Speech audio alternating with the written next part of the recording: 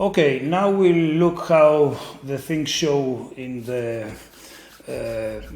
Trust AI environment. We'll go through some modeling sessions. So I'll log in the environment with my credentials here. Now here I have a list of the projects that have been set up in this environment. And if I select one of these projects, you can see that there are a number of data sets that have been set up again in the environment. Actually, these data sets have not been directly set up in the environment. As we have seen in the previous screencasts, the previous two screencasts, these data have been delivered in the framework via the API.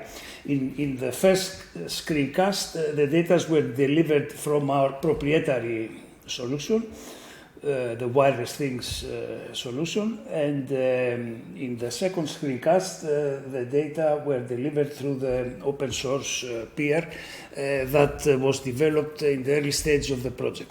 So this is quite an important provision because in these kind of applications, it is rather unlikely that one would manually upload data. The reason being that the data are sourced in the real time, so they're continuously coming in, so they need to be from the data collection, let's say, infrastructure to be immediately transferred in the environment. And this is how this has been done, as we have shown in the previous two screencasts. So let me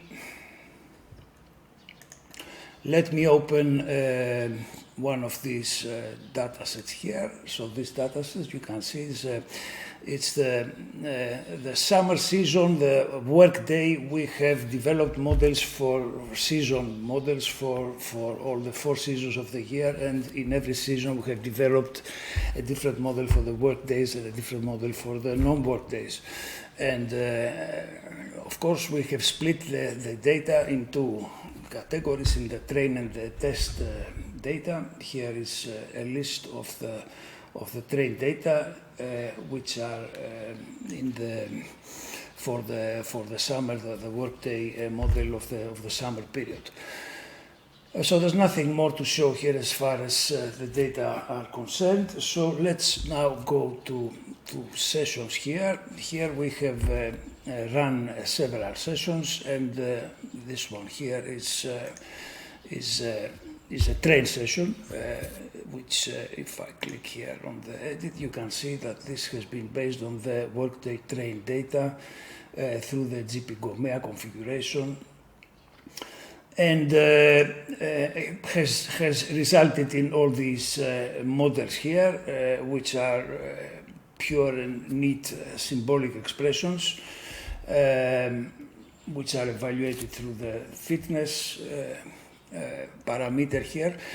What is interesting to show here is that if I, for example, rerun this model, you will see how fast it is just a matter of some seconds, and this is just to appreciate how little time it takes when in order to run this training, and which is one further reason in favor of the cloud and not the desktop solution. Also, the results are quite acceptable in terms of accuracy. There is some feature down here which is RMSA 1915. The data go up to 20,000, 24,000. These are the let's say the electricities that have been used in the system. So it is quite an acceptable, and as we have extensively published in the literature, we have highlighted the fact that we have not encountered absolutely not trade-off in terms of accuracy. On the contrary, the GP models have been found to outperform the other state-of-the-art approaches as neural networks LSTM approaches that are typically used currently for such forecasting purposes. Of course, this accuracy, I recall there had been a comment from the reviewers also about how this accuracy is evaluated. We need to evaluate this against a much more extensive building set in order to have some firm, let's say, assessment of the accuracy of the symbolic expressions and potential trade-off.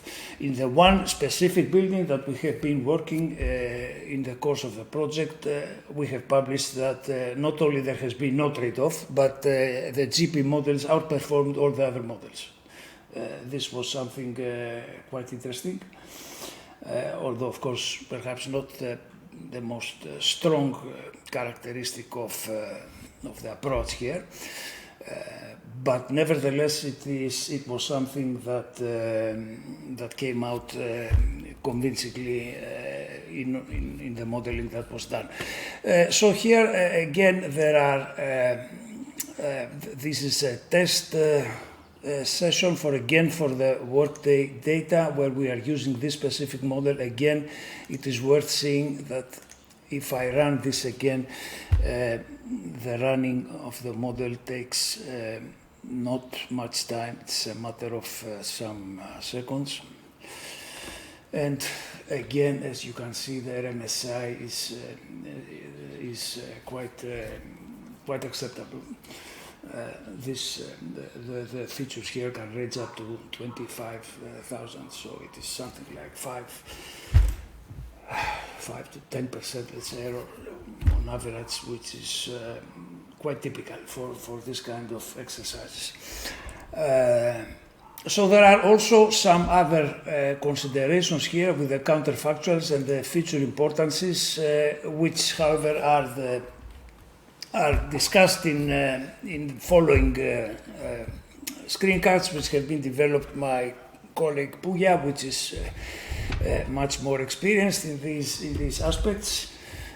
So the process, just to summarize a bit the process, is that the thematic expert sends the data within this environment. So the thematic expert does not log in the data in the environment here to upload data or anything like that. The data should be sent directly, automatically within this environment. This is what we, as I said, showed in the two previous screencasts. Then the modeling expert takes control, logs into this environment, develops the model, and notifies the thematic expert. The thematic expert retrieves back the models in his user interface, and this is something that we have a special screencast to exactly demonstrate how the models developed here are retrieved within a user interface environment and used by the thematic expert.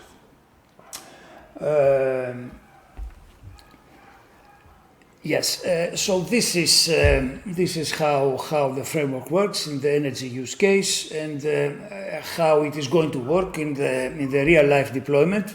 The main idea, I repeat, is to trace a line between the modeling aspects, which is very unlikely to have thematic experts being able or being willing to embark on modeling of this kind. So the idea is to isolate the modeling for Trust AI environment and have all the other functionalities, sending the data, retrieving the results, and all the explanations, the instance and the local explanations back into a separate environment, which is under the control of the thematic expert. So as I said, there is a special screencast for the instance explainability here to show how these aspects of counterfactual and feature importance are retrieved within the user interface of the thematic expert.